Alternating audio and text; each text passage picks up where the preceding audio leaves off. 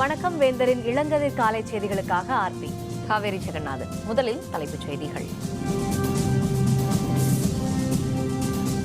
சென்னை மற்றும் புறநகரில் 3 நாட்களாக வடியாத வெள்ளம். அவதிப்படும் மக்களை மீட்க நடவடிக்கை.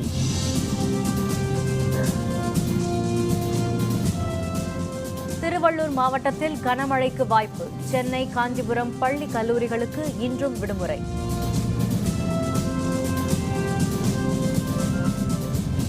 கடலூர் மாவட்டத்தில் வெள்ள நிவாரணப் பணிகள் இன்றுடன் முடிவடையும் என நிதியமைச்சர் ஓ பன்னீர்செல்வம் தகவல்.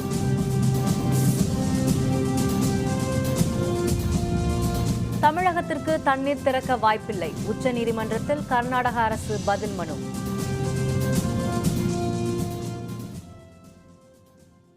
சென்னை மாநகரில் மழை நின்றுவிட்ட போதிலும் பல்வேறு இடங்களில் வெள்ளநீர் வடியாததால் மக்கள் பெரிதும் சிரமத்திற்கு ஆளாகியுள்ளனர். எனினும் மீட்பு நடவடிக்கைகள் முழுவீச்சில் மேற்கொள்ளப்பட்டு வருகின்றன. தமிழகத்தில் அக்டோபர் 28ஆம் தேதி வடகிழக்கு பருவமழை தொடங்கியது. சென்னையில் நவம்பர் முதல் வாரத்தில் பெய்ய தொடங்கிய மழை சற்று இடைவெளி விட்டு மீண்டும் தொடர்ந்தது. குறைந்த காற்றழுத்த தாழ்வுநிலை காரணமாக வடகிழக்கு பருவமழை தீவிரமடைந்தது. சனிக்கிழமை மற்றும் ஞாயிற்றுக்கிழமை பெய்த பலத்த மழை காரணமாக பல்வேறு பகுதிகளில் மழைநீர் பெருக்கெடுத்து சாலைகளில் ஓடியது. இதனால் போக்குவரத்து பாதிக்கப்பட்டது. திங்கட்கிழமையும் மழை தொடர்ந்ததால் மக்களின் இயல்பு வாழ்க்கை முற்றிலும் முடங்கியது. சாலைகளிலும் குடியிருப்பு பகுதிகளிலும் மழைநீர் சூழ்ந்ததால் சென்னையில் பல்வேறு பகுதிகள் தீவுகளாக மாறின. இதனிடையே பலத்த மழை காரணமாக செம்பரம்பாக்கம் ஏரியில் இருந்து 18,000 கன அடி நீர் திறந்துவிடப்பட்டதால் அடையாற்றின் கரையோர பகுதிகளில் வெள்ள நீர் சூழ்ந்தது. இதனால் அடையாறு ஆற்றின் கரையோரம் வசித்த மக்கள் வீடுகளை விட்டு வெளியேற முடியாத நிலைமை ஏற்பட்டது. சென்னை நகருக்குள் அடையாற்றை ஒட்டியுள்ள பகுதிகளிலும் மக்கள் நெருக்கமாக வசிக்கக்கூடிய பகுதியான ஜாஃபர்கான்பேட்டை, சைதாப்பேட்டை, கோட்டூர்புரம் உள்ளிட்ட பகுதிகளிலும் வீடுகளுக்குள் வெள்ளம் புகுந்தது. சைதாப்பேட்டை பகுதியில் அடுக்குமாடி குடியிருப்புகளின் தரைதளம், சில இடங்களில் முதல் தளம் வரையிலும் வெள்ளம் புகுந்தது. பெரும்பாலான குடிசை வீடுகள் மூழ்கிவிட்டன. பல இடங்களில் வீடுகளை விட்டு வெளியே வர முடியாமல் மொட்டை மாடிகளில் நின்றவாறு மக்கள் தவித்தனர். ஈக்காட்டு தாங்கலையொட்டியுள்ள பகுதிகளில் வீடுகளுக்குள் தண்ணீர் புகுந்ததால் மக்கள் பாதுகாப்பான இடங்களுக்கு அனுப்பி வைக்கப்பட்டனர். காசி தியேட்டர் அருகே உள்ள அடையாறு தரைப்பாலம் மூழ்கி வெள்ளம் பெருக்கெடுத்து ஓடுகிறது. 2 நாட்களாக இந்த பாலத்தில் போக்குவரத்து தடைப்பட்டுள்ளது. செம்பரம்பாக்கம் ஏரியிலிருந்து தண்ணீர் திறக்கப்படும் அளவு குறைக்கப்பட்டுள்ளதால் நீர்வரத்து தற்போது குறைந்துள்ளது. இது பற்றிய விரிவான தகவல்களை தருகிறார் செய்தியாளர் முகிலன். சென்னையில் கடந்த ஒரு வாரமாக பெய்த கனமழை காரணமாக சென்னை மற்றும் சென்னையை சுற்றியுள்ள நீர்நிலைகள் வெகு விரைவாக நிறைய தொடங்கியது. குறிப்பாக செம்பரம்பாக்கம் ஏரியும் வெகு விரைவாக நிறைய தொடங்கியது. இதனால் செம்பரம்பாக்கம் ஏரியிலிருந்து உபரி நீரானது திறக்கப்பட்டது. இதனால் அடையாறில் வெள்ளப்பெருக்கு ஏற்பட்டது. பாதுகாப்பு காரணங்கள் கருதி செம்பரம்பாக்கம் ஏரியிலிருந்து சுமார் 18,000 கன அடி நீரானது திறக்கப்பட்டது.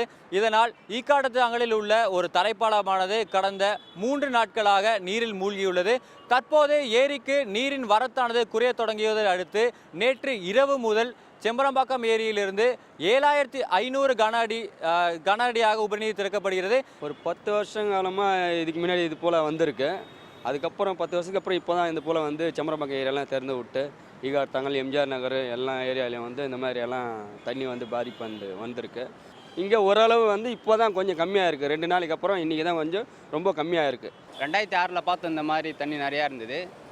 அதுக்கப்புறம் இப்போ தான் பார்க்குறோம். இவ்வளோ தண்ணி நாங்கள் பார்த்ததில்ல. பார்க்கறதுக்கு ரொம்ப பயமாக இருக்குது. இது பார்த்தீங்கன்னா இது முன்னாடி 2 நாள் முன்னாடி தண்ணி நிறையா வந்துச்சு. பிரிட்ஜு ஒட்டின மாதிரி போயிருந்தது. இன்றைக்கி பார்த்தா கம்மியாயிடுச்சு. பார்க்கறது ரொம்ப அதிசயமாக இருக்குது எங்களுக்கு. ஆனால் எல்லாருமே வந்து பார்த்து நானும் கேட்டாக்க பாடியிலேருந்து வந்து பார்த்துட்டு போகிறேன். நான் உபரிநீரானது திறக்கப்படுவது குறைந்ததை அடுத்து இந்த தரைப்பாலம் மூழ்கியிருந்த தரைப்பாலமானது விரைவில் மக்களின் பயன்பாட்டுக்கு வரும் என்று எதிர்பார்க்கப்படுகிறது. வேந்தர் செய்திகளுக்காக ஈக்காட்டுத்தாங்கல் தரைப்பாலம் அருகிலிருந்து முகிலன். சென்னை மாநகரில் தொடர்ந்து பெய்த கனமழை குறைந்துவிட்ட போதிலும் நகரிலும் புறநகர் பகுதிகளிலும் இன்னும் வெள்ளம் முடியவில்லை. தாம்பரம் சுற்றுவட்டார பகுதிகளான CTO colony, Sri Sai colony, Mudichur, Varadharajapuram, Mahalakshmi நகர், பாரதி நகர் ஆகிய பகுதிகளில் உள்ள வீடுகளை மழை வெள்ளம் சூழ்ந்தது. அங்கிருந்தவர்கள் வெளியேற முடியாமல் தவித்தனர். அவர்களை மீட்கும் பணியில் கடலோர பாதுகாப்பு படை, விமானப்படை, ராணுவ ஹெலிகாப்டர்கள் பயன்படுத்தப்பட்டன. வெள்ளத்தில் தப்பி வீட்டு மாடிகளில் தஞ்சமடைந்த மக்களுக்கு ஹெலிகாப்டர்கள் மூலம் 4,000 உணவுப் பொட்டலங்கள், குடிநீர் பாட்டில்கள் வழங்கப்பட்டன.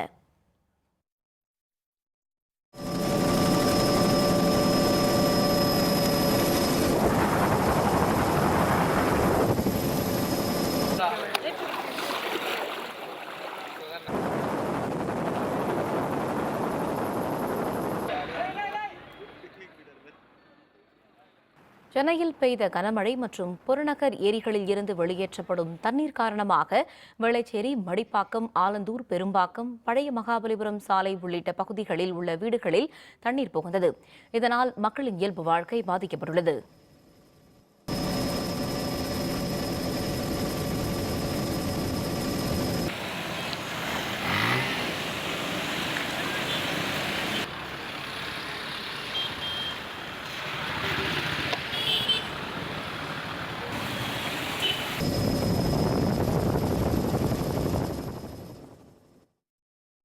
தமிழகம் மற்றும் புதுச்சேரியில் ஒரு சில இடங்களில் 24 மணி நேரத்தில் மழை பெய்யும் என்றும், திருவள்ளூர் மாவட்டத்தில் கனமழை பெய்யும் எனவும் சென்னை வானிலை ஆய்வு மையம் தெரிவித்துள்ளது. சென்னையில் செய்தியாளர்களுடன் பேசிய வானிலை மைய இயக்குநர் ரமணன், குறைந்த காற்றழுத்த தாழ்வு பகுதி ஆந்திரம் நோக்கி நகர்ந்து வருவதாக தெரிவித்தார். திருவள்ளூர் மாவட்டத்தில் ஒரு சில இடங்களில் கனமழை பெய்யும் என தெரிவித்த ரமணன், சென்னையை பொறுத்தவரை வானம் மேகமூட்டத்துடன் காணப்படும் என்றும், ஒரு சில இடங்களில் மழை பெய்ய வாய்ப்பு இருப்பதாகவும் தெரிவித்தார். தமிழகம் மற்றும் புதுச்சேரியில் ஒரு சில இடங்களில் 24 மணி நேரத்தில் பரவலாக மழை பெய்ய வாய்ப்பு இருப்பதாகவும் அவர் கூறினார். மேலும் கடல் கொந்தளிப்பாக இருப்பதால் மீனவர்கள் கடலுக்கு செல்ல வேண்டாம் என்றும் ரமணன் குறிப்பிட்டார். சென்னை, காஞ்சிபுரம், திருவள்ளூர் மாவட்டத்தில் உள்ள பள்ளி கல்லூரிகளுக்கு இன்று விடுமுறை அறிவிக்கப்பட்டுள்ளது. வடகிழக்கு பருவமழை தீவிரமடைந்ததால் பெய்த கனமழை காரணமாக சென்னை, திருவள்ளூர், காஞ்சிபுரம் உள்ளிட்ட மாவட்டங்களில் வெள்ளம் ஏற்பட்டது. குடியிருப்பு பகுதிகள் மற்றும் சாலைகளில் வெள்ளநீர் சூழ்ந்ததால் மக்கள் வீடுகளை விட்டு வெளியேற முடியாத நிலைமை ஏற்பட்டது. சென்னை உள்ளிட்ட 3 மாவட்டங்களில் மழை குறைந்தாலும் வெள்ளம் வடியாததால் மாணவ மாணவியர்களின் நலன் கருதி இன்று பள்ளி கல்லூரிகளுக்கு விடுமுறை அறிவிக்கப்பட்டுள்ளது. இதேபோல் வேலூர் மாவட்டத்தில் பள்ளிகளுக்கு மட்டும் இன்று விடுமுறை அறிவிக்கப்பட்டுள்ளது. ஆந்திரத்தில் பெய்து வரும் கனமழை காரணமாக இன்று இயக்கப்படும் 27 ரயில்கள் ரத்து செய்யப்பட்டுள்ளதாக தெற்கு ரயில்வே அறிவித்துள்ளது. குறைந்த காற்றழுத்த தாழ்வு நிலை காரணமாக ஆந்திரத்தில் 2 நாட்களாக கனமழை பெய்து வருகிறது. இதனால் இருப்பு பாதைகளில் தண்ணீர் தேங்கியுள்ளதால் ரயில் போக்குவரத்து பாதிக்கப்பட்டுள்ளது. இதனிடையே சென்னை சென்ட்ரலில் இருந்து புறப்படும் ஜம்முதாவி அந்தமான், விஜயவாடா ஜனசதாப்தி, ஹவுரா கோரமண்டல், அகமதாபாத் நவஜீவன், புதுடெல்லி grand trunk, Mumbai CST express உள்ளிட்ட 12 ரயில்கள் ரத்து செய்யப்பட்டுள்ளன. சென்னை எழும்பூரிலிருந்து புறப்பட வேண்டிய தாதர் எக்ஸ்பிரஸ், காக்கிநாடா எக்ஸ்பிரஸ் உள்ளிட்ட 3 ரயில்களும் ரத்து செய்யப்பட்டுள்ளது. மேலும் 2 ரயில்கள் மாற்றுப்பாதையில் இயக்கப்படும் என்றும் தெற்கு ரயில்வே தெரிவித்துள்ளது. கடலூர் மாவட்டத்தில் வெள்ளத்தால் பாதிக்கப்பட்ட பகுதிகளில் மேற்கொள்ளப்பட்டு வரும் சீரமைப்பு பணிகள் இன்றைக்குள் நிறைவு பெறும் என்று நிதியமைச்சர் ஓ பன்னீர்செல்வம் தெரிவித்துள்ளார். கடலூர் மாவட்டத்தில் மழை வெள்ளத்தால் பாதிக்கப்பட்ட பகுதிகளை நிதியமைச்சர் ஓ பன்னீர்செல்வம் தலைமையிலான 6 அமைச்சர்கள் கொண்ட குழுவினர் ஆய்வு செய்து மீட்புப் பணிகளை துரிதப்படுத்தி வருகின்றனர். இதுபற்றி கடலூரில் செய்தியாளர்களுடன் பேசிய நிதியமைச்சர் ஓ பன்னீர்செல்வம், கடலூர் மாவட்டத்தில் வெள்ளத்தால் முழுமையாக வீடிழந்தோருக்கு இந்திரா நினைவு குடியிருப்பு திட்டத்தின் கீழ் புதிதாக வீடு கட்டித்தரப்படும் என்று தெரிவித்தார். மேலும் இங்குள்ள 15 ஏரிகளில் ஏற்பட்ட உடைப்புகள் சரி செய்யப்பட்டு விட்டதாகவும், மேலும் 14 ஏரிகளில் உடைப்புகளை சரி செய்யும் பணி நடந்து வருவதாகவும் அவர் கூறினார். கடலூர் மாவட்டத்தில் கடும் வெள்ளத்தினால் ஏற்பட்ட 47 உடைப்பு பணிகள் இதுவரை முடிக்கப்பட்டிருக்கிறது. 187 வழிந்தோடிகள் சரி செய்யப்பட்டுள்ளன. மீத பணிகளையும் மாண்புமிகு அம்மா அவர்கள் 18ஆம் தேதிக்குள் முடிப்பதற்கு எங்களுக்கு உத்தரவு வழங்கியுள்ளார்கள் என்பதை நான் தெரிவித்துக் கொள்ள கடமைப்பட்டிருக்கின்றேன். இதைத் தொடர்ந்து செய்தியாளர்களுடன் பேசிய மின்துறை அமைச்சர் நத்தம் விஸ்வநாதன், கடலூர் மாவட்டத்தில் மின்சாரம் துண்டிக்கப்பட்ட 683 கிராமங்களில் சீரமைப்பு பணிகள் முடிக்கப்பட்டு 682 கிராமங்களுக்கு மின் விநியோகம் முழுமையாக வழங்கப்பட்டுள்ளதாக தெரிவித்தார். துரிதமாக நடவடிக்கைகளை அறிந்து இரவு முதல் பாராமல் உழைத்து இன்றைக்கு 683 கிராமங்கள் இங்கே பாதிக்கப்பட்டுள்ளது, மின் விநியோகம் பாதிக்கப்பட்டுள்ளது. இந்த 683 கிராமங்களில் 682 கிராமங்களுக்கு மின் விநியோகம் செய்யப்பட்டிருக்கிறது என்பதை தெரிவித்துக் கொள்கிறேன். இதன்பின் செய்தியாளர்களுடன் பேசிய விவசாயத்துறை அமைச்சர் வைத்திலிங்கம், கடலூர் மாவட்டத்தில் 28,835 ஹெக்டேர் பரப்பிலான நெற்பயிர்களை மழைநீர் சூழ்ந்துள்ளதாக தெரிவித்தார். விவசாயிகள் மீண்டும் நெல் சாகுபடியை துவங்கும் வகையில் குறுகிய கால நெல் விதைகள் வழங்கப்படும் என்றும் அவர் கூறினார். காவிரியிலிருந்து வழங்க வேண்டிய 45 டிஎம்சி தண்ணீரை தமிழகத்திற்கு திறந்துவிட வாய்ப்பில்லை என உச்சநீதிமன்றத்தில் கர்நாடக அரசு தெரிவித்துள்ளது. தமிழக அரசு சார்பில் உச்சநீதிமன்றத்தில் தாக்கல் செய்யப்பட்டிருந்த மனுவுக்கு கர்நாடக அரசு பதில் மனு தாக்கல் செய்துள்ளது. தென்மேற்கு பருவமழை போதிய அளவு பெய்யாததால் காவிரி நீர்பிடிப்பு பகுதியில் நீர்வரத்து வெகுவாக குறைந்துள்ளதாக அதில் தெரிவிக்கப்பட்டுள்ளது. அக்டோபர் வரை 107.719 டிஎம்சி தண்ணீர் தமிழகத்திற்கு வழங்கப்பட்டுள்ளதாகவும் கர்நாடகம் குறிப்பிட்டுள்ளது. மேட்டூர் அணையில் தேக்கி வைத்துள்ள நீர் ஜனவரி மாதம் வரை போதுமானது என்பதால் தமிழகத்துக்கான நிலுவை நீரை திறந்து விடுவதற்கான வாய்ப்பு இல்லை என்றும் தெரிவித்துள்ளது. காவிரி மேற்பார்வை குழு அதனுடைய பணியை மேற்கொண்டுள்ள நிலையில் காவிரி மேலாண்மை வாரியத்தை அமைக்க வேண்டிய அவசியம் எழவில்லை என்றும் குறிப்பிட்டுள்ளது. தமிழக அரசின் மனுவில் குறிப்பிட்டுள்ள கருத்துகள் ஏற்புடையவை அல்ல என்பதால் அந்த மனுவை தள்ளுபடி செய்ய வேண்டும் என்றும் கர்நாடக அரசு தெரிவித்துள்ளது. நாடாளுமன்ற குளிர்கால கூட்டத்தொடரில் எதிர்க்கட்சிகளை எதிர்கொள்வது தொடர்பாக தேசிய ஜனநாயக கூட்டணியில் இடம்பெற்றுள்ள கட்சிகளுடன் பாரதிய ஜனதா இன்று ஆலோசனை மேற்கொள்கிறது. வரும் 26ஆம் தேதி தொடங்கும் நாடாளுமன்ற குளிர்கால கூட்டத்தொடர் அடுத்த மாதம் 23ஆம் தேதி வரை நடைபெறுகிறது. இதில் தாத்ரி படுகொலை, சகிப்பின்மை விவகாரம், விலைவாசி உயர்வு உள்ளிட்ட பல்வேறு பிரச்சினைகளை எழுப்ப எதிர்க்கட்சிகள் திட்டமிட்டுள்ளன. இதனை எதிர்கொள்வது தொடர்பாகவும் நாடாளுமன்ற நடவடிக்கைகள் தொடர்பாகவும் பாரதிய ஜனதா கட்சி தலைமையிலான தேசிய ஜனநாயக கூட்டணி கட்சிகளின் கூட்டம் இன்று நடைபெறுகிறது. மத்திய அமைச்சர் வெங்கையா நாயுடுவின் இல்லத்தில் நடைபெறும் இந்த கூட்டத்தில் பங்கேற்குமாறு கூட்டணி கட்சித் தலைவர்களுக்கு அழைப்பு விடுக்கப்பட்டுள்ளது. குறைந்த அளவு ரயில் கட்டணத்தை 5 ரூபாயிலிருந்து 10 ரூபாயாக அதிகரிக்க இந்திய ரயில்வே துறை தீர்மானித்துள்ளது. 10 ரூபாயாக உயர்த்தப்பட்ட ரயில்வே நடைமேடை கட்டணம் ஏப்ரல் மாதம் முதல் நடைமுறைப்படுத்தப்பட்டுள்ளது. எனினும் குறைந்த தூரம் இயக்கப்படும் ரயில்களுக்கான குறைந்த அளவு கட்டணம் 5 ரூபாய் என்பதில் மாற்றமில்லாமல் கடைபிடிக்கப்பட்டு வருகிறது. இதனை பயன்படுத்தி பெரும்பாலான பயணிகள் குறைந்தபட்ச கட்டண சீட்டுகளை பெற்றுக்கொண்டு ரயில் நிலையத்திற்குள் செல்கின்றனர். இதனால் பயணிகளை வரவேற்கவும் வழியனுப்பவும் வருபவர்களின் எண்ணிக்கையை குறைக்கும் ரயில்வேயின் குறிக்கோள் நிறைவேறவில்லை. இதனைத் தொடர்ந்து சிறிய தூரம் இயக்கப்படும் ரயில்களுக்கான குறைந்தபட்ச கட்டணத்தை 10 ரூபாயாக உயர்த்த ரயில்வே நிர்வாகம் முடிவெடுத்துள்ளது. இந்த கட்டண உயர்வு வரும் 20ஆம் தேதி முதல் நடைமுறைக்கு வருகிறது. வட மாநிலங்களில் நடைபெற்ற சூரிய வழிபாட்டு திருவிழாவில் ஏராளமானோர் பங்கேற்று புனித தலங்களில் நீராடினர். தீபாவளி திருநாள் முடிவடைந்த 7வது நாள் சூரிய பகவானை வழிபடும் விதமாக வட மாநிலங்களில் திருவிழா கொண்டாடப்படுகிறது. இதனையொட்டி புனித தலங்களில் சிறப்பு பூஜைகள் நடத்தப்பட்டு மக்கள் வழிபாடுகளை நடத்தினர்.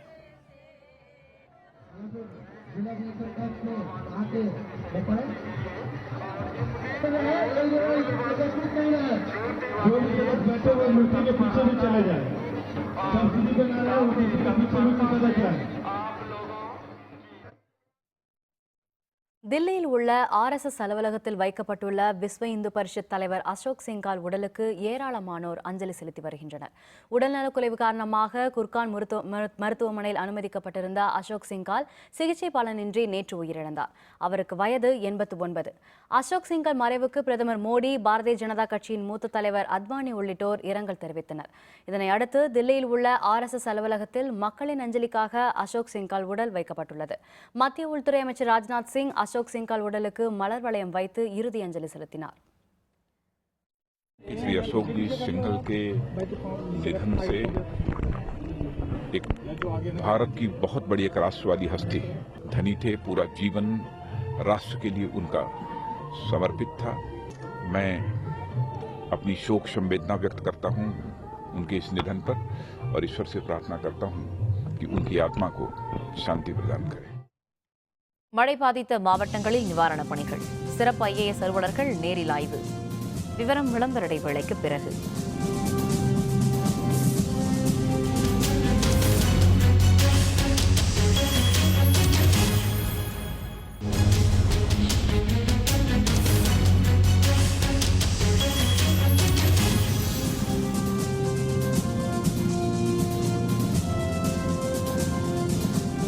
செய்திகள் தொடர்கின்றன. தமிழகத்தில் மழை முன்னெச்சரிக்கை மற்றும் நிவாரணப் பணிகளை ஒருங்கிணைக்கும் வகையில் IAS அலுவலர்களை அனுப்ப முதல்வர் ஜெயலலிதா ஏற்கனவே உத்தரவிட்டிருந்தார். மேலும் அமைச்சர்களும் தங்கள் மாவட்டங்களிலேயே இருந்து இந்த பணிகளை ஒருங்கிணைத்து அலுவலர்களுக்கு அறிவுரை வழங்கவும் முதல்வர் ஜெயலலிதா அறிவுறுத்தியிருந்தார். இதன்படி பல்வேறு மாவட்டங்களில் மீட்பு மற்றும் நிவாரணப் பணிகள் மேற்கொள்ளப்பட்டு வருகின்றன. தஞ்சை மாவட்டத்தில் கனமழையால் பாதிக்கப்பட்டுள்ள விவசாயிகளுக்கு உரிய நிவாரணம் வழங்கப்படும் என மாவட்ட ஆட்சியர் சுப்பையன் தெரிவித்துள்ளார். தஞ்சை, திருவாரூர் மாவட்டங்களில் கடந்த 3 நாட்களாக நிவாரணப் பணிகளுக்காக நியமிக்கப்பட்ட சிறப்பு பார்வையாளர் சத்யகோபால் ஆட்சியருடன் முன்னெச்சரிக்கை நடவடிக்கைகளை ஆய்வு செய்தார். இதன்பின் தஞ்சையில் செய்தியாளர்களுடன் பேசிய மாவட்ட ஆட்சியர் சுப்பையன், தஞ்சை மாவட்டத்தில் மழை வெள்ளத்தால் சேதமடைந்த 292 மின் கம்பங்கள் மாற்றியமைக்கப்பட்டுள்ளதாக தெரிவித்தார். 3 நாட்களாக தொடர்ந்து பல்வேறு பகுதிகளில் ஆய்வு மேற்கொண்டதன் விளைவாக அனைத்து நிவாரணப் பணிகளும் துரிதமாக முடிக்கப்பட்டு தொடர்ந்து அந்த பணி நடைபெற்று வருகிறது. 252 மின் கம்பங்கள் பாதிப்படையக்கூடிய நிலையில் இருந்ததை முன்னெச்சரிக்கை நடவடிக்கையாக மின்சாரத்துறை மூலமாக நீக்கப்பட்டு மாற்றி அமைக்கப்பட்டிருக்கின்றன. திருநெல்வேலியில் செய்தியாளர்களை சந்தித்த மாவட்ட ஆட்சியர் கருணாகரன், கனமழையால் ஏற்பட்ட சேத விவரங்கள் பற்றி கணக்கெடுக்கப்பட்டு வருவதாக கூறினார். தொடர் மழையால் திருநெல்வேலி மாவட்டத்தில் அதிக பாதிப்பு ஏற்படவில்லை என்றும் அவர் தெரிவித்தார். வெள்ள நீர் தடுப்பு கால்வாய் அமைக்கும் திட்டத்திற்கு மத்திய அரசு நிதி ஒதுக்கீடு செய்துள்ளதாகவும் இதற்கான பணிகள் விரைவில் தொடங்கப்படும் என்றும் கருணாகரன் குறிப்பிட்டார். அனைத்து அரசு துறைகளும் தயார் நிலையில் வைக்கப்பட்டுள்ளன. இதுவரை 8 மனித உயிரிழப்புகளும் 205 வீடுகளும் பாதிக்கப்பட்டுள்ளதாக அறிக்கை கிடைக்கப்பட்டுள்ளது. வடகிழக்கு பருவமழையினால் மிக அதிக சேதம் எதுவும் இந்த மாவட்டத்தில் இல்லை. ராமநாதபுரம் ஆட்சியர் அலுவலகத்தில் செய்தியாளர்களுடன் பேசிய மாவட்ட ஆட்சியர் நந்தகுமார், மழை எச்சரிக்கையை தொடர்ந்து ராமநாதபுரம் மாவட்டத்தில் 37 வரவேற்பு மையங்கள் அமைக்கப்பட்டு அதில் உணவு, குடிநீர் உள்ளிட்டவை வழங்கப்பட்டு வருவதாக கூறினார். ராமநாதபுரம் மாவட்டத்தில் காய்ச்சலால் மக்கள் பாதிக்கப்படாமல் இருக்க தற்காலிக பணியாளர்கள் பணியமர்த்தப்பட்டுள்ளதாகவும் அவர் தெரிவித்தார். கடந்த வாரம் மிக கடுமையாக புயல் மழை இருக்கும் என்று இந்திய வானிலை ஆய்வு மையம் எச்சரிக்கை விடுத்ததனை அடுத்து ராமநாதபுரம் மாவட்டத்தில் 37 வரவேற்பு மையங்கள் ஏற்படுத்தப்பட்டன. உணவு, உடை, சுகாதாரமான குடிநீர், இது மட்டுமல்லாமல் பிற அனைத்து வசதிகளும் ஏற்படுத்தப்பட்டிருந்தன. புதுக்கோட்டை ஆட்சியர் அலுவலகத்தில் செய்தியாளர்களுடன் பேசிய மாவட்ட ஆட்சியர் கணேஷ், புதுக்கோட்டை மாவட்டத்தில் சராசரியை விட குறைவாகவே மழை பெய்ததால் பெரிய அளவில் பாதிப்பு ஏற்படவில்லை என கூறினார். சேதமடைந்த சாலைகளை சீரமைக்கும் பணி நடைபெறுவதாக குறிப்பிட்ட அவர், கடலோர பகுதிகளில் முன்னெச்சரிக்கை நடவடிக்கைகள் எடுக்கப்பட்டுள்ளதாக தெரிவித்தார். புதுக்கோட்டை மாவட்டத்தில் பருவமழை தொடங்குவதற்கு 3 மாதங்களுக்கு முன்பே கண்காணிப்பு குழுக்கள் அமைக்கப்பட்டு முன்னெச்சரிக்கை நடவடிக்கைகள் எடுக்கப்பட்டதாகவும் அவர் குறிப்பிட்டார். இதைத் தொடர்ந்து செய்தியாளர்களுடன் பேசிய மக்கள் நல்வாழ்வுத்துறை அமைச்சர் விஜயபாஸ்கர், தமிழகத்தில் டெங்கு பாதிப்பு இல்லை என்றும் தொற்று நோய் பரவாமல் தடுக்க அனைத்து நடவடிக்கைகளும் எடுக்கப்பட்டுள்ளதாகவும் தெரிவித்தார். தமிழ்நாடு முழுக்க இருக்கக்கூடிய அனைத்து மருத்துவக் கல்லூரி மருத்துவமனைகள், மாவட்ட தலைமை மருத்துவமனைகளில் அடிஷனல் பிஹெச்சில் பிரத்யேகமாக ஃபீவர் வார்டு உருவாக்கப்பட்டு வித் மஸ்கிட்டோ நெட் ஃபெசிலிட்டியோட ப்ராப்பராக இருக்கு. இளவேம்பு கசாயம் முழுமையாக வழங்கப்பட்டிருக்கிறது. சித்தா மெடிசன் மூலமாக தொற்று நோய்கள் பரவுவதற்கு வாய்ப்பே இல்லை. திருவள்ளூர் மாவட்டத்தில் பூண்டி ஏரியிலிருந்து 25,000 கன அடி நீர் வெளியேற்றப்படுவதால் கொற்றலை ஆற்றின் கரையோர பகுதிகளில் வசித்த மக்கள் பாதுகாப்பான இடங்களில் தங்க வைக்கப்பட்டுள்ளதாக மாவட்ட ஆட்சியர் வீரராகராவ் தெரிவித்துள்ளார். ஆட்சியர் அலுவலகத்தில் செய்தியாளர்களுடன் பேசிய அவர், திருவள்ளூர் மாவட்டத்தில் 111 முகாம்கள் அமைக்கப்பட்டு 9,372 பேருக்கு உணவு வழங்கப்பட்டுள்ளதாக கூறினார். திருவள்ளூர் மாவட்டத்தில் இருக்கிற பூண்டி அவுட்ஃப்ளோ மட்டுமே இல்லாமல் கேட்ச்மெண்ட் ஏரியாவில் வந்திருக்கின்ற தண்ணி நல்லா ஃப்ளோ ஆகிட்டே இருக்கு. 6 ஓரமாக இருக்கிற கிராமங்களில் இருக்கிற மக்கள் அனைவரும் நம்ம அலர்ட் பண்ணியிருக்கிறோம். காவல்துறை, லோக்கல் பாடிஸ், அனைத்து துறை அதிகாரிகள் அங்கங்கே அலர்ட் கொடுத்துட்டு மக்கள் பாதுகாப்பான நிலையில் வச்சுட்டு இருக்கிறோம். காஞ்சிபுரம் மாவட்டத்தில் கனமழையால் அடித்துச் செல்லப்பட்ட காரில் இருந்து ஒருவரின் உடல் கண்டெடுக்கப்பட்டுள்ளது. முடிச்சூர் வெளிவட்டச்சாலை பகுதியில் மழை வெள்ளத்தில் அடித்துச் செல்லப்பட்ட கார் ஒன்று நேற்று மாலை கண்டுபிடிக்கப்பட்டது. அதைத் தொடர்ந்து அந்த காரை மீட்கும் பணிகள் நடைபெற்றது. மீட்கப்பட்ட காரில் இருந்து ஒருவரின் உடல் இருப்பது தெரியவந்தது. இது தொடர்பாக மணிமங்கலம் காவல்துறையினர் வழக்கு பதிவு செய்து விசாரணை மேற்கொண்டுள்ளனர். திருநங்கைகளுக்கான தனிநபர் சட்ட முன்வரைவு நாடாளுமன்றத்தில் நிறைவேற்றப்பட வேண்டும் என திருநங்கையான கவிஞர் கல்கி சுப்பிரமணியன் வலியுறுத்தியுள்ளார். கோவை மாவட்டம் திருநங்கைகள் நலச்சங்கம் சார்பில் மாவட்ட ஊரக வளர்ச்சி முகமை மற்றும் தனியார் அமைப்பு உதவியுடன் திருநங்கையரின் முப்பெரும் கலை விழா கோவையில் நடைபெற்றது. விழாவில் ரதி புனிதவதியார் என்பவரால் எழுதப்பட்ட விதை என்ற புத்தகம் வெளியிடப்பட்டது. சமுதாயத்தில் சாதனை படைத்த திருநங்கையர்களை கௌரவிக்கும் வகையில் 3 சிறப்பு அழைப்பாளரான நடிகர் ரஞ்சித் சாதனையாளர் விருதுகளை வழங்கினார். விழாவின் ஒரு பகுதியாக கரகாட்டம், தப்பாட்டம் உள்ளிட்ட பாரம்பரிய நடன நிகழ்ச்சி நடைபெற்றது.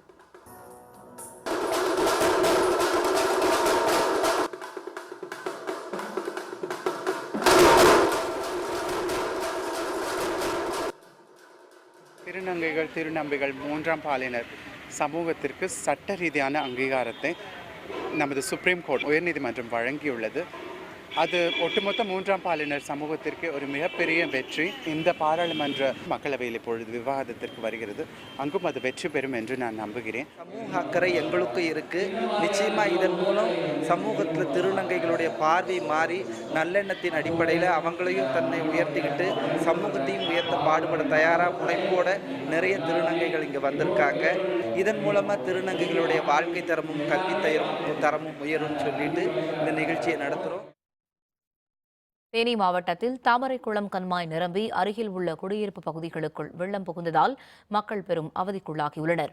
தேனி மாவட்டம் பெரியகுளம் பகுதியில் கடந்த சில நாட்களாக தொடர்ந்து கனமழை பெய்தது. பெரியகுளத்திற்கு அருகே உள்ள தாமரைக்குளம் கண்மாய் தனது முழு கொள்ளளவை எட்டியுள்ளது.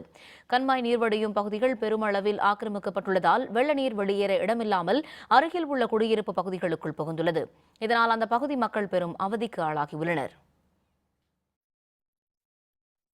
கந்தசஷ்டி கவசம் அரங்கேற்றப்பட்டதாக கூறப்படும் ஈரோடு மாவட்டம் சென்னிமலை அருள்மிகு பாலசுப்பிரமணிய சுவாமி கோயிலில் சூரசம்ஹார விழா சிறப்பாக நடைபெற்றது.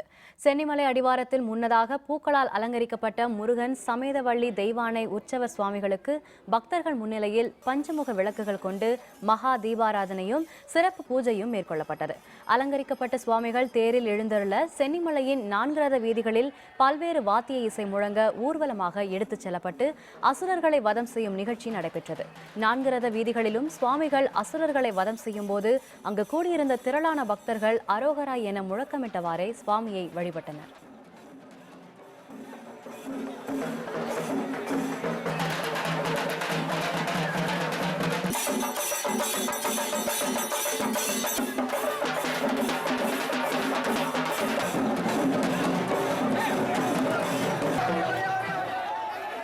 கந்தசஷ்டி பெருவிழா மிக சிறப்பான முறையில் நடைபெறும். இந்த பகுதியில் இருக்கக்கூடிய பல்வேறு விதமான பக்தர்கள் எல்லாம் இந்த கந்தசஷ்டி பெருவிழாவிலே கலந்து கொண்டு 6 தினங்களாக விரதமிருந்து எல்லா விதமான நல வளங்களும் பெற வேண்டும் என்று எல்லாம் வல்ல சிறகிரி முருகப்பெருமானை பிரார்த்திக்கின்றோம். முருகப்பெருமானின் அறுபடை வீடுகளில் மதுரை மாவட்டத்தில் உள்ள முதல் படை வீடான திருப்பரங்குன்றத்திலும் 6வது படை வீடான பழமுதிர்ச்சோலையிலும் நடைபெற்ற சூரசம்ஹார நிகழ்ச்சியில் திரளான பக்தர்கள் கலந்து கொண்டு சுவாமி தரிசனம் செய்தனர். திருப்பரங்குன்றம் அருள்மிகு சுப்பிரமணிய சுவாமி கோவிலிலும் அழகர் கோவிலில் உள்ள பழமுதிர்ச்சோலை அருள்மிகு சோலைமலை முருகன் கோவிலிலும் கந்தசஷ்டி விழா கடந்த 12ஆம் தேதி யாகசாலை பூஜைகளுடன் துவங்கியது. கடந்த 7 நாட்களாக தினமும் அதிகாலை நடை திறக்கப்பட்டு முருகப்பெருமானுக்கு சிறப்பு அபிஷேக ஆராதனைகள் நடைபெற்றன. கந்தசஷ்டி விழாவின் முக்கிய நிகழ்ச்சியான சூரசம்ஹாரம் இந்த 2 கோவில்களிலும் நேற்று சிறப்பாக நடைபெற்றது. சிங்கத்தலையுடன் வந்த சூரனை முருகன் வதம் செய்த நிகழ்ச்சி ஏராளமான பக்தர்கள் கண்டு வழிபட்டனர்.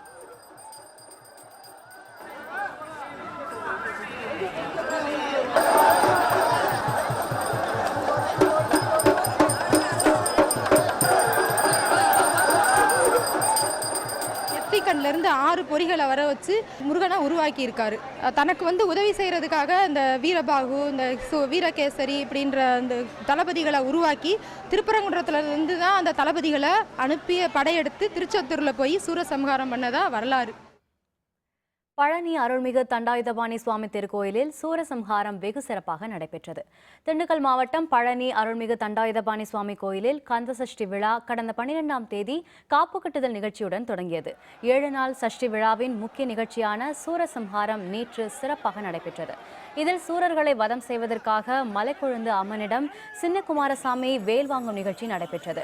வடக்கு கிரி வீதியில் தாரகாசுர வதமும், கிழக்கு கிரி வீதியில் பானுகோபன் சூரவதம், தெற்கு கிரி வீதியில் சிங்கமுக சூரவதமும், மேற்கு கிரி வீதியில் சூரபத்மன் வதமும் நடந்தது. பழனி கோயிலில் 4 கிரிவீதிகளிலும் 4 திசைகளிலும் சூரர்கள் வதம் செய்யும் நிகழ்ச்சி தனி சிறப்பு வாய்ந்தது. பின்னர் மலைக்கோயிலில் சம்பரோக்ஷண பூஜை நடைபெற்றது. சூரசம்ஹார நிகழ்ச்சியில் திரளான பக்தர்கள் சாமி தரிசனம் செய்தனர்.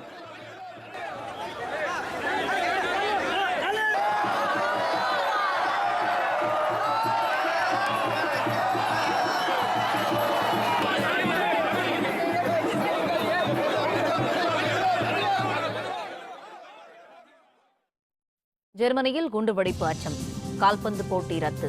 விவரம் விளம்பர இடைவேளைக்கு பிறகு.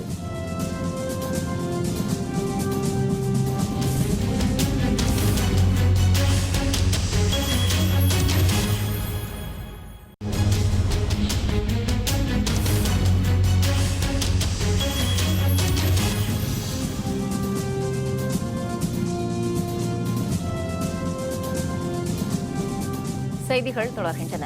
இனி அயலக செய்திகள்.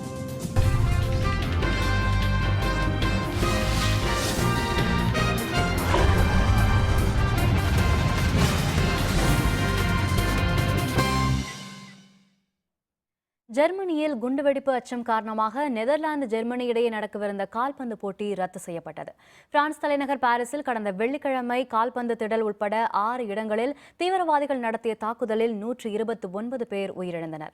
ஜெர்மனியின் ஹனோவர் நகரில் உள்ள கால்பந்து திடல் ஒன்றில் நெதர்லாந்து ஜெர்மனி அணிகள் மோதும் கால்பந்து போட்டிக்கு ஏற்பாடு செய்யப்பட்டிருந்தது. இந்த போட்டியை ஜெர்மன் பிரதமர் அங்கெலா மெர்க்கல் காண இருந்தார். இதனிடையே பாரிஸ் போன்று ஹனோவர் திடலிலும் தாக்குதல் நடத்தப்படக்கூடும் என அச்சம் எழுந்ததால் கடைசி நேரத்தில் போட்டி ரத்து செய்யப்பட்டது.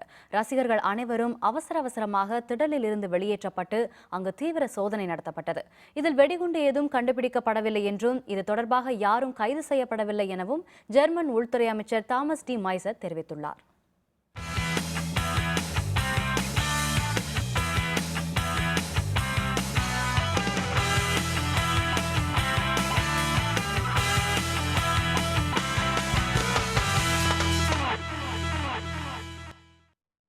ATP வேர்ல்ட் டூர் டென்னிஸ் தொடரில் முன்னணி வீரர்களான சுவிஸ் நாட்டின் ரோஜர் ஃபெடரர் மற்றும் ஜப்பானின் கெய் நிஷிகோரி இருவரும் வெற்றி பெற்றுள்ளனர்.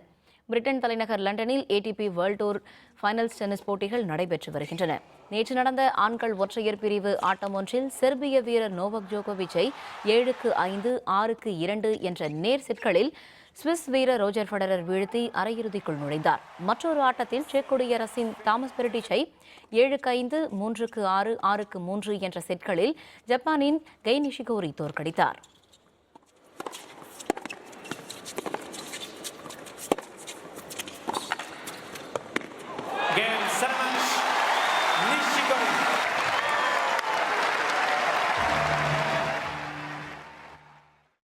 மீண்டும் தலைப்புச் செய்திகள். சென்னை மற்றும் புறநகரில் 3 நாட்களாக வடியாத வெள்ளம், அவதிப்படும் மக்களை மீட்க நடவடிக்கை.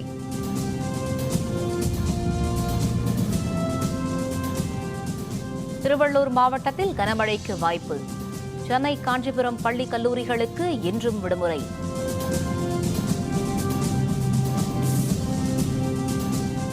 கடலூர் மாவட்டத்தில் வெள்ள நிவாரணப் பணிகள் இன்றுடன் முடிவடையும் என நிதியமைச்சர் ஓ பன்னீர்செல்வம் தகவல்.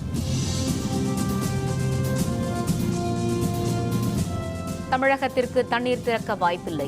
உச்சநீதிமன்றத்தில் கர்நாடக அரசு பதில் மனு. இத்துடன் வேந்தரின் இளங்கதிர் காலை செய்திகள் நிறைவடைந்தன. மீண்டும் பகல் 1:30 மணிக்கு உச்சிவேளை பகல் செய்திகளில் சந்திப்போம். வணக்கம்.